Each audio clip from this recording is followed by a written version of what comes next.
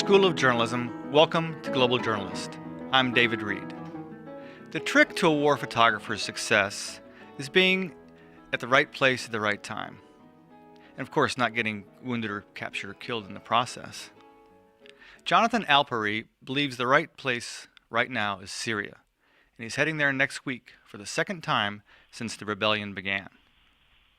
Jonathan Alpeyrie, our guest on Global Journalist today, has risked his life repeatedly to bring home photographs from nearly a dozen conflict zones, beginning with the South Caucasus as a freelancer in 2004. More recently, he documented the violence in Libya and Afghanistan. He's worked for Polaris Images and Getty for the past 4 years. Jonathan, welcome to the program. Thank you for having me. Okay, and you're speaking to us from New York. Yes, I am. And you're getting ready to head back to Syria. Now, at least 16 journalists have been killed since November while covering Syria, according to the Committee to Protect Journalists. That makes Syria the most dangerous place in the world for reporters and photographers. The assignment is particularly dodgy because the government of Bashar al-Assad has banned Western journalists and allows its soldiers to kill them. Jonathan, you snuck into Syria back in March on the one-year anniversary of the rebellion, and you barely escaped alive. Why are you going back next week? This time, instead of going through Turkey, I will most likely enter through Lebanon. And before going inside Syria, I was thinking of working in northern Lebanon, where now you have a lot of fighting between pro and anti-Assad rebel groups.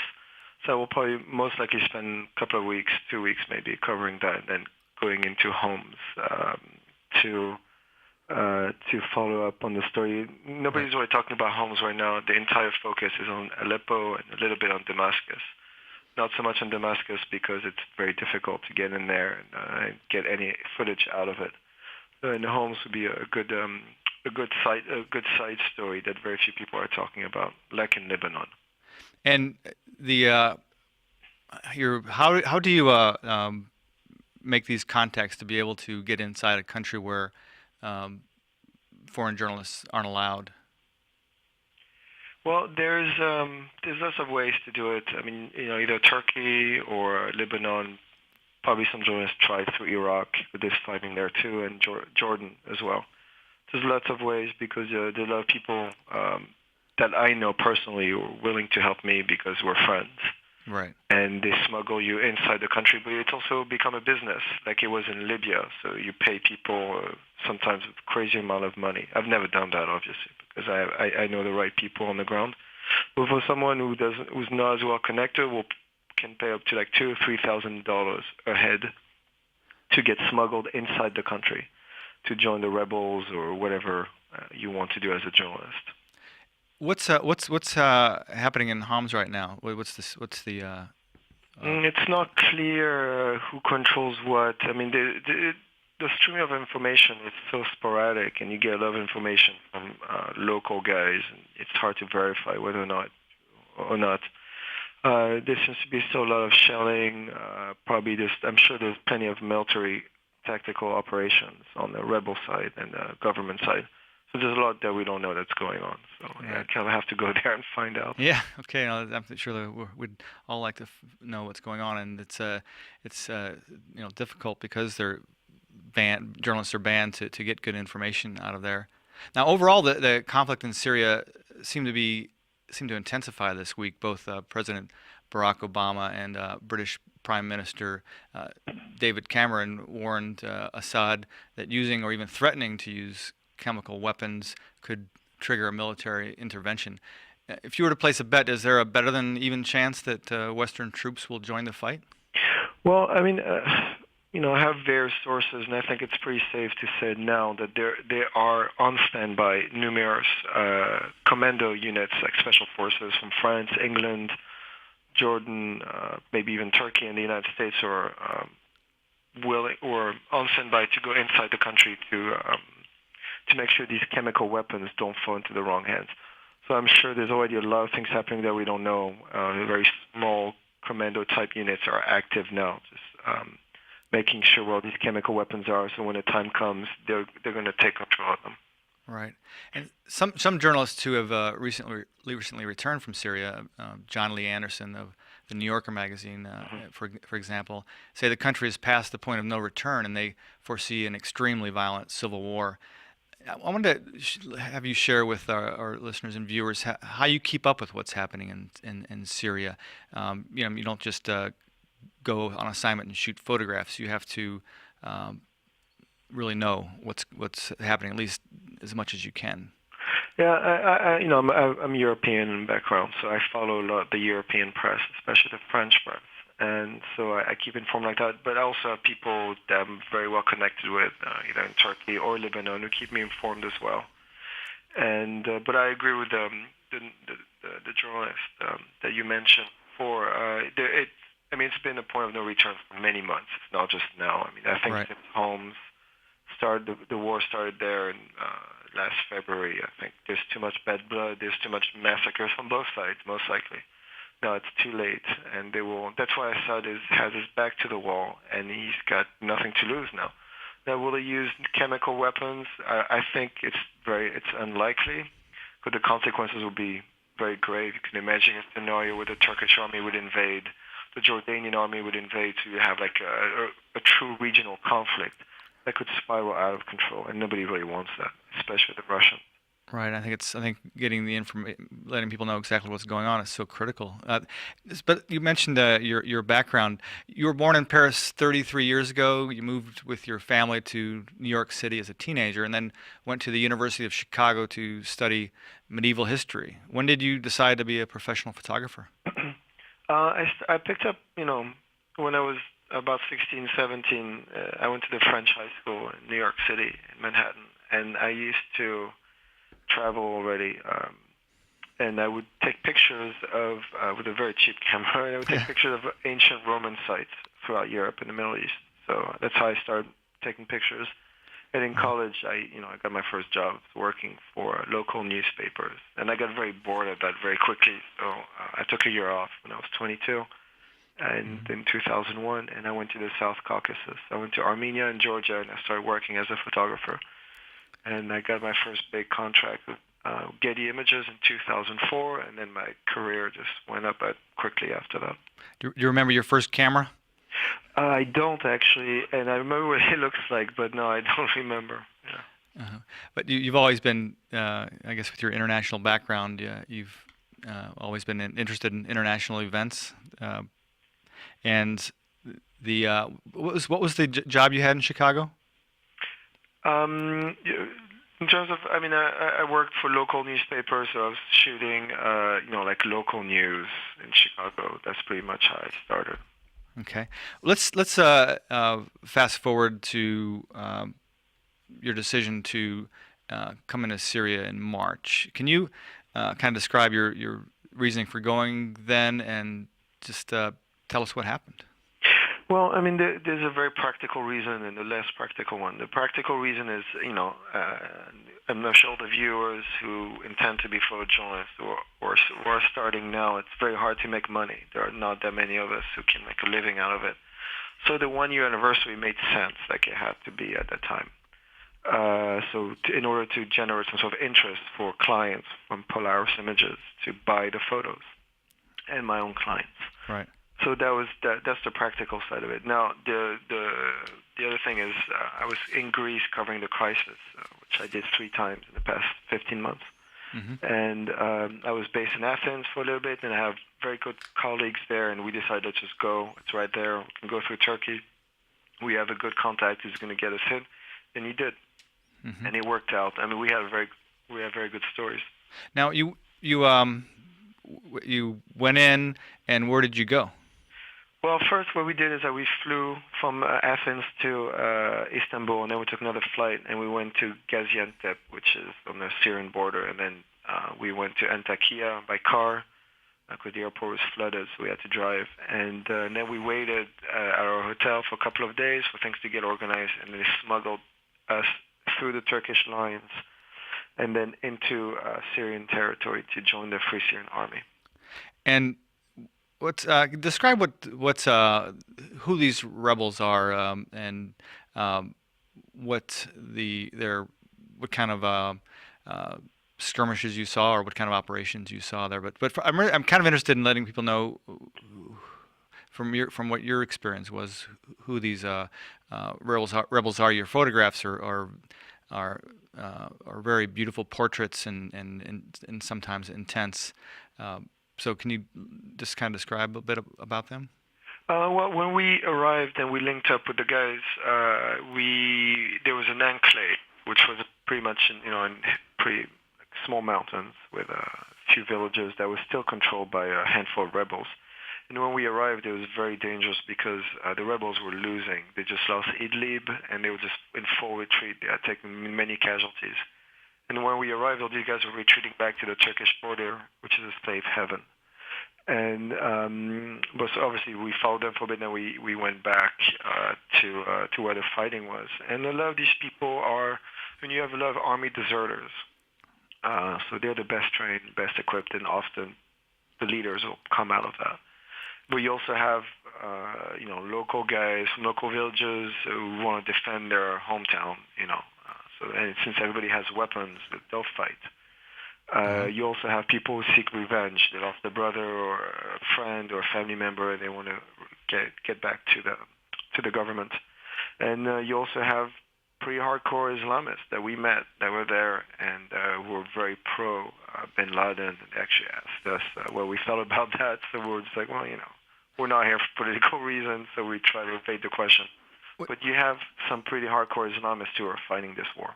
How many, from what you gathered personally, and from what you know from other people who have been there and witnessed what's going on, how big of a contingency of these Islamist extremists with links to Al Qaeda are there? Is it like 5%, 20%? What would your guess be? It's impossible to know the number, but I would say it's no more than 5%. But it's probably a very small amount of number. Like every extremist group, so it's a small band of guys, but it's enough to create havoc, especially when you have chemical weapons throughout the country, and these guys would love to get their hands on it. Right, and the I understand things got a bit dangerous for you there, and you decided to leave. Can you tell us kind of what happened toward the end of your stay there, and why you decided to get out? Well, we after spending over a week and a half in that combat zone, we ended up spending 2 days on the actual the worst area of that enclave, where there was about a dozen or so rebels who were held up and trying to contain whatever government troops there were. The fighting got really intense. There's a lot of, it was getting closer and closer, and I didn't feel comfortable anymore because I did not trust their tactical sense anymore. Right. And they kept saying how everything is okay, and I didn't believe it. And my colleague and I were talking, and because at one point we were attacked by a raid of government troops. So all the rebels rushed out of that house where we were and just left us alone. Wow. Without knowing. So we had to make a decision quickly. Since very few people speak English, so it was hard to understand what was going on. And when they came back, there's all this fighting going on. I was like, oh, we pushed them back, but now there's 12 tanks half a click away, and, we don't know what they're going to do. So we decided to pull out, and, we did. And I think then 12 hours later, the entire position was destroyed. And I had just this feeling that it was time for us to go. So you got out just in time. Yeah. Now you traveled with the refugees across the border as well. What tell us about what that scene was like, being with the refugees, and how the civilians relate to the rebels. Most of the civilians are support in some degree or another the rebellion. They don't like Bashar Assad, but they're still pretty wary about these armed groups. For us, the big scoop wasn't so much the fighting, it was being with the refugees, because at the time there was no one that's ever really taken pictures of actual refugees fleeing from inside Syria into Turkey. Most of the work was done in the refugee camps. So we got very lucky because our guy was like, listen, you're going to join about 150 family members, and you are going to flee with them back into to Turkey, and that's what happened. Everybody was, carrying whatever they could carry. Many children. At one point, I had to carry, children as well because we were being slowed down. Then they put us on the truck to speed up, and then we had to walk through the mountains for quite a while into the Turkish border, and then we were split up. Because once they get to the border, they just go to the Turkish army and they get channeled into Turkey. For us, we had to be smuggled back into Turkey legally in order to evade, in order not to be deported.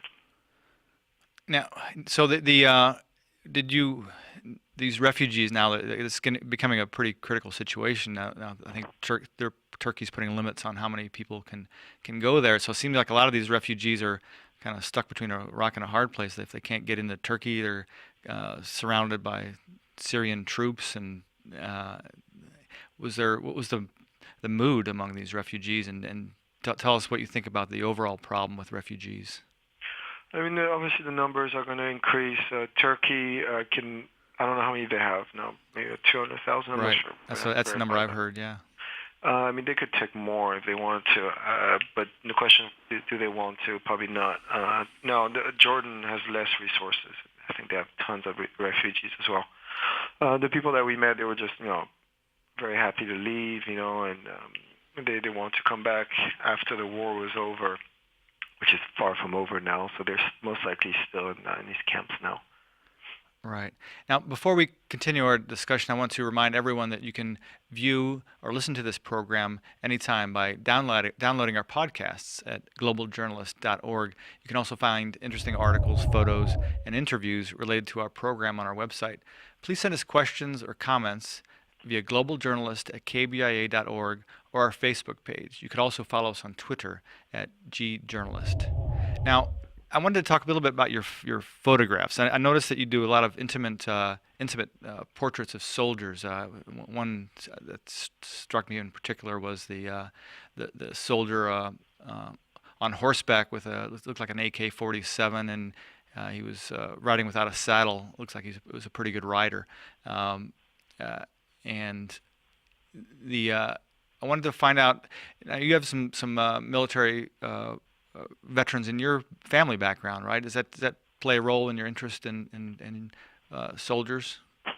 Yeah, I mean, when somebody asks me why I do what I do for a living, the main reason is my family's background. It's true. I have a lot of family members who fought in World War I, World War II, the French Indochina War, Algeria, or the War of Independence in Spain. So I was kind of brought up in it. Like, I would read the stories. I would, meet with these family members, and they would talk to me about it. So it was kind of in my blood to begin with. So that's how the interest developed into what I'm doing now today. And you also tell us about your some of your work outside of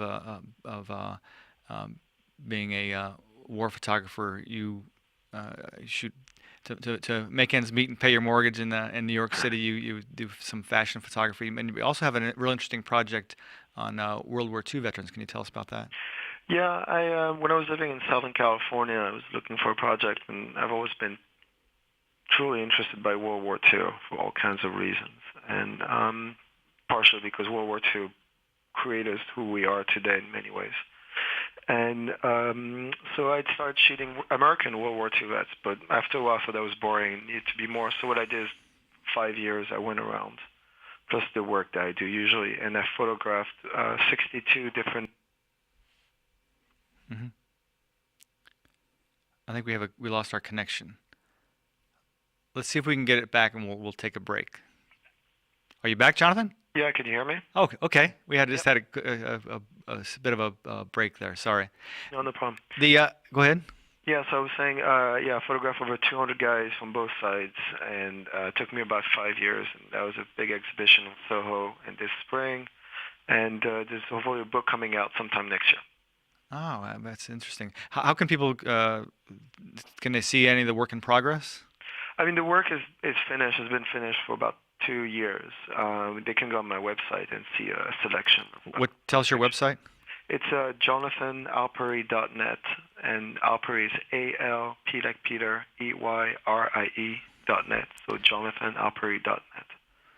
Now, I noticed there's some similarities with these soldiers. You have photographs of fighters in East Africa, Afghanistan, Libya, and the Caucasus. Do you see commonalities to these people who are involved in the conflicts? Yeah, I mean, a soldier, I guess, is a soldier anywhere in the world. So in that sense, yes. And as a photojournalist, to take true combat photos is nice. That's okay. But the real good work and the photos that hopefully can be remembered or can, win a prize, for example, have meanings or pictures of, yeah, like you said, more personal things that are a little bit more off the beaten path, not necessarily a guy just shooting his machine gun on the wall, doing something crazy. So it's sort of to look into something deeper and something more consistent like that. They tend to smoke a lot, it seems. What's that? They tend to smoke a lot, it seems Oh, like. oh yeah. I've never picked that up, but yeah, they all do. That's for sure. Especially in Syria, it's crazy. They smoke like I've never met anybody smoke. Is it partly just because of the nerves relaxing them a bit? Oh, Or- yeah, I mean, even for me, like when I'm out there and I'm stressed out, like his cigarette does help, that's for sure. But the Syrians love their cigarettes like the Turks. It's crazy. yeah. How do they pick how does it seem like they pick their leaders? They seem like such a diverse group. I know, and then some of the uh, uh, members are defectors from Assad's military, but some of those are conscripts, right? Like, don't they have a compulsory military in Syria? Is it a professional army? I don't know. The problem that the Syrian army has is, like you said, there's different kinds of groups of people. You have the Kurds in the north, the Shiites and the Sunnis. That explains why you have a lot of desertions. But it's the Syrian army is having major problems with its infantry because I think a lot of their guys don't want to be going out there and killing their own people. So it's a difficult situation for them.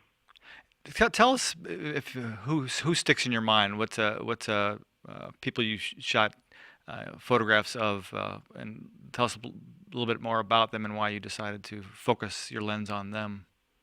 Um, I covered a couple of conflicts in Somalia and Ethiopia, and I spent quite some time with different rebel groups fighting the Ethiopian government there. And they often use a lot of women in their fighting units, and I was always very impressed by that because their treatment of women was equal as how a male soldier would be seen and used in combat. And that's why I have these medium format series, which some of them made shows in New York City, and Uh-huh. of women just being like men and fighting like men. Now, you're going to be joining them again soon. How are you physically and mentally preparing for this trip?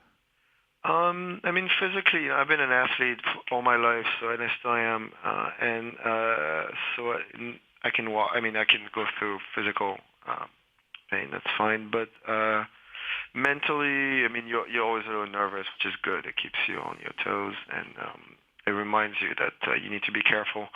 But yeah, Syria is such a you never know how things are going to happen. So yeah, you do worry about it. But once you're on the plane and you go, you're good to go. How long do you plan on staying? Are you if it gets really bad, will you stay longer, or what are your plans? Well, I'm planning. Well, I'm gone for a month, but I have to be in Europe for about a week. So I'll be out there in Lebanon and Syria for 3 weeks. Where since you are a freelancer and you have to go where you think the story is. Where else are you looking, and what other places in the world should be concerned about as far as escalating violence? Mexico. Yeah, notice you did some shots in Mexico. Yeah, there is some serious fighting there. And uh, that's dangerous as well, right? yeah, Mexico. I mean, it's a different kind of danger, but yeah, Mexico is bad, and it's not covered as much as it should. But in terms of other places, I mean, the Middle East, obviously, is, I mean, Iran. Iran is the real prize for the West. I think Syria is just a sideshow. The real problem is Iran. Do you think that I mean, why if you compare this with Libya, and why do you think that the Western nations are so reticent to get more involved in Syria? Well, I mean, the main problem they have is Russia. Obviously, Russia is drawing a line in terms of what the alliances are. I mean, as that Syria has been an ally to Russia for 40 years. So if we start messing with Syria and Iran, then we're dealing with the Russians. And the Russians have very good cards up their sleeves, like natural gas, which supplies a lot of Europe, especially Germany. So it's trickier, and they're part of the UN Security Council, permanent with China. So we have to deal with them. And Libya was a much easier conflict. It ended pretty quickly. Casualty rates were much lower, so it was easier for France and England to intervene militarily. Syria would be much more difficult. I don't think they have the stomach for it either. Right. And you mentioned, I've seen on your website, you've said that Syria is the most dangerous and unpredictable place you've been. Is that because of the government's position on Western journalists? Yeah, I mean, they've captured and killed a bunch of Western journalists purposely or not purposely, but yeah, Syria is probably now one of the most difficult things to do, and also, not that many journalists have done it. Also, it's more now, obviously, it's opening up a little bit, but I would say Syria is definitely by far right now the most dangerous thing you can do. And I imagine that you have family in New York City? I do. My father lives here, and my sister lives in Boston. Do they think you're crazy? No, I mean, everybody's, respects what I do. I mean, they all worry, of course, but my girlfriend is not enjoying this whatsoever. But, it's my life, so. Right. And was your father, what does he do there in New York? My dad is a businessman, and he's a headhunter, and he's been working for a firm here forever. Right. And your wife, your girlfriend? My girlfriend is from Brazil, and she lives here, and she's been living in the U.S. for about 8 years now, and now she's in New York City. She's a general manager for a French restaurant. Yeah. And how long do you think you'll be doing this type of work? Do you see this as a lifelong occupation? No, I don't. I'm not one of these guys who want to keep doing that until I'm 60. There's only so many chances you get. But to survive these trips, I don't know. I feel my 30s for sure. Yeah. Okay. Well, Jonathan, we've come to the end of this week's edition of Global Journalist. Our guest today was Jonathan Alpeyrie, a photojournalist preparing for another perilous trip to a war zone. I'm sure everyone listening shares my hope that you return safely. And thank you so much for telling us your story today and documenting what is happening in Syria. No, thank you for having me. All right. Global Journalist is produced by the Reynolds Journalism Institute and the Missouri School of Journalism. Our director is Travis McMillan. Audio is engineered by Pat Akers, and Raymond Tungakar is our executive producer and the producer of today's program. Join us again next week for another Global Journalist. I'm David Reed.